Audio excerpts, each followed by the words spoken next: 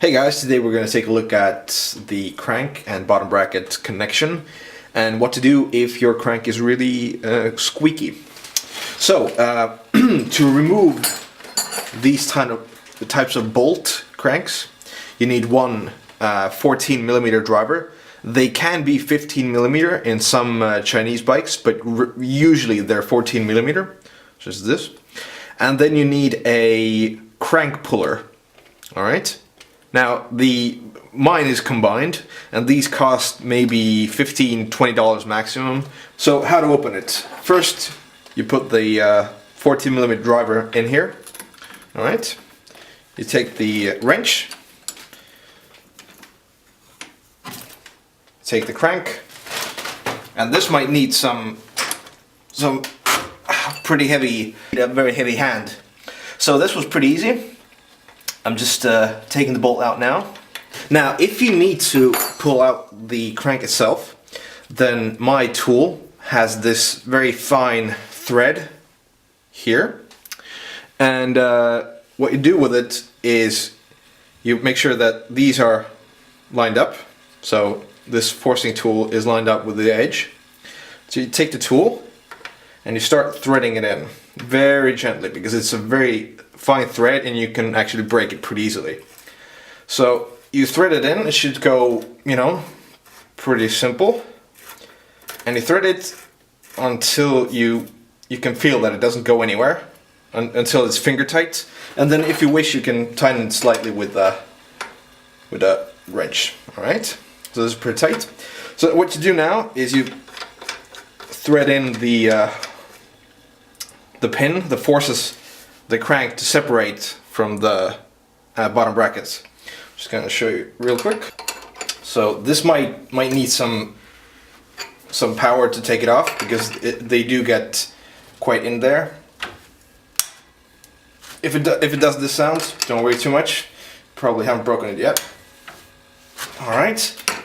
And now at one point it starts going. It's very hard, but then it starts going more easier, which means that you've crossed the threshold, and it should be much easier to take it out. Alright, now it's quite easy.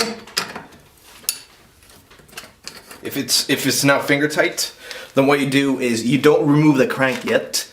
You take out the crank puller first, because it's very awkward to remove it later on if you have it really tight on there. Alright, so you take out the crank puller. What you do now is you take off the crank. Should be quite easy. You can jiggle it off. Alright, and there we have it. One very dirty crank. Alright, now as you can see on the bottom bracket, we have 4 sides. This is a squared bottom bracket. Alright, and because this is quite dirty, what you should do is you should clean it, both these surfaces and from here, and you can do that with a wet rag or something of the sorts. So I'm gonna put it back.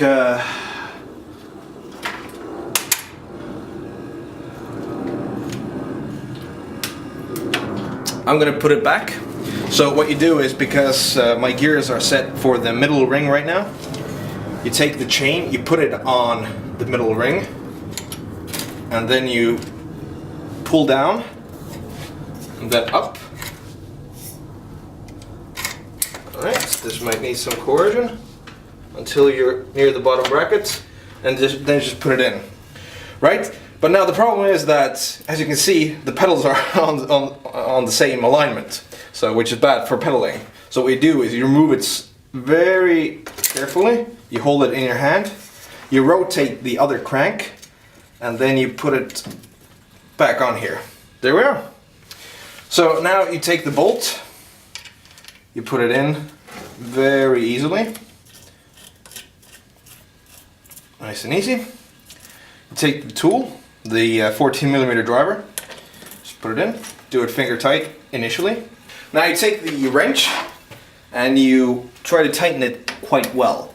The thing is that these cranks get a lot of force on them, so if they're not fixed with the right amount of force, they may come loose, And what happens then is they start eating away at the squares that you saw on the bottom brackets. Now, if that happens, that usually means that either the crank arm or the bottom bracket is gonna sort of give out, because one of them is made of aluminum, which is the crank arm usually, and that's much softer than steel, which is the bottom bracket. So that's the easiest way to check your crank, or if you just have to change it with a different crank altogether. Or if you want to clean it, just take it apart, put it back together, and make sure that the pedals are aligned up correctly. This is especially important when you have the ISIS drive bottom brackets. Foursquare, they're pretty simple.